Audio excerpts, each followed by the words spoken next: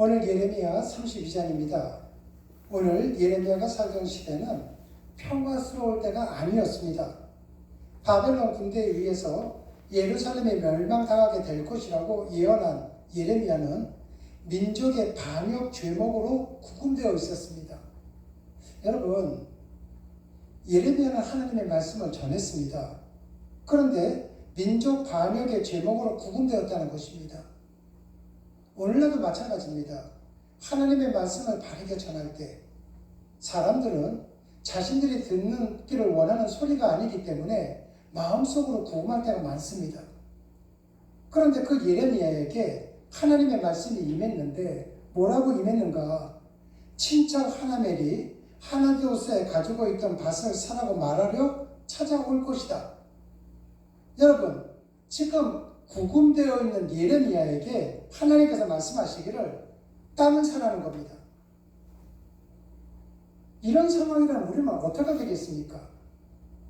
만약에 우리가 이런 상황에 있다면 우리는 하나님 앞에 이렇게 물을 수도 있을 겁니다. 하나님, 이 전쟁통에 무슨 밭을 사라는 겁니까?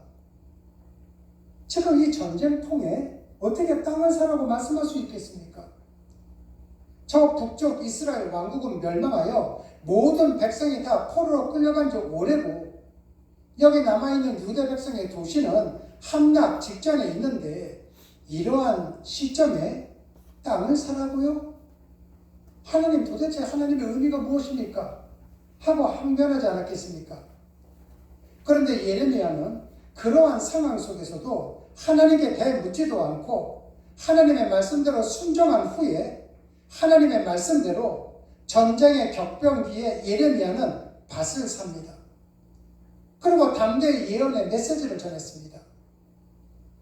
예레미야의 밭을 사는 행동은 비록 바벨론 군대에 에워싸여 멸망하는 오늘 결국 유다 백성을 이 땅으로 돌아오게 하시겠다는 하나님의 예표, 곧 예언적 징표로 보여지는 예언이었기 때문입니다.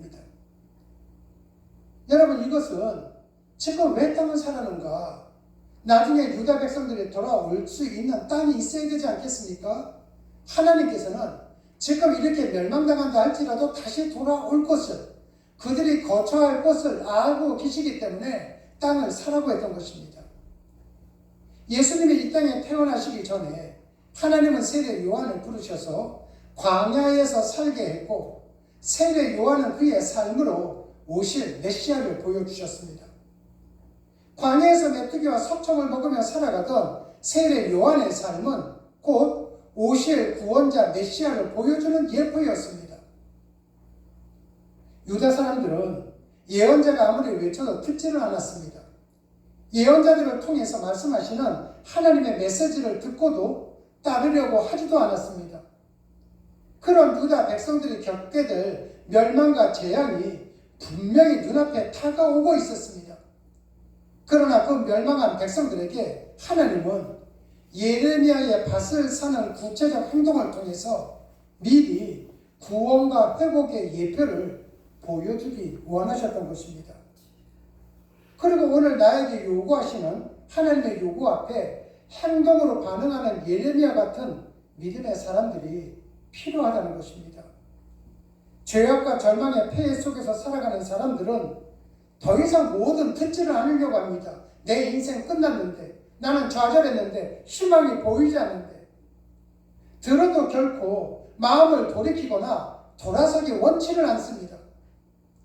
그럼에도 오늘 예수 그리스도의 회복과 소망의 땅을 비싼 대가를 지불하면서까지 구현해가는 삶을 우리가 살아간다면 절망과 패배감 속에 사는 우리 주위 사람들에게 우리의 삶은 선명한 하나님의 소망의 예표가 될 것입니다. 오늘 사람들은 살기가 힘들다고 합니다. 우리들도 힘듭니다. 그런데 그 힘든 가운데 속에서도 세상 것을 추구해 나가는 것이 아니라 하나님을 찬양하며 하나님의 말씀대로 살아가고 우리의 삶을 통해 하나님을 보여줄 때 그것은 하나님의 소망의 예표가 된다는 것입니다. 우리 모두 다 그러한 삶, 하나님을 보여주는 그러한 삶, 그러한 예언이 되시기를 주님의 이름으로 축원합니다. 기도하시겠습니다. 하나님 아버지, 주님의 계획에 따라 세상을 거스르는 믿음의 사람들이 되게 하여 주옵소서. 오늘 주님을 따르는 나의 삶이 비록 고난과 수고, 어려움의 대가를 지불한다 할지라도 주님이 요구하시는 예언자적 삶을 살아갈 수 있도록 은혜는 베풀어 주시옵소서. 소리가 들려도 좀처럼 듣지 않는 세상 사람들 속에서 주님의 선명한 메시지를 보여주는 우리의 삶이 되게 하여 주시옵소서. 그래서 오늘 누군가에게 우리의 삶이 희망의 단초가 될 수 있도록, 그러한 삶을 살아갈 수 있도록 복을 내려 주시옵소서. 주님 고맙습니다. 예수님 이름으로 기도드렸습니다. 아멘.